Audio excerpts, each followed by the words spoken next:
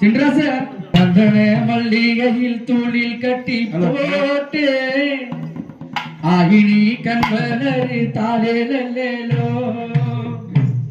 வெப்பில வீசிக்கிட்டு பாட்டு சொல்லுவேனே கேட்டு நீ கண்வனரு தாளேலோ இந்த உலகையாலும் தாய்க்கு நல்ல பிள்ளை நான் இருக்கேன் என் கவலை தீர்க்க வேண்டாமா கண்வலரு தாயே சந்தன மல்லிகை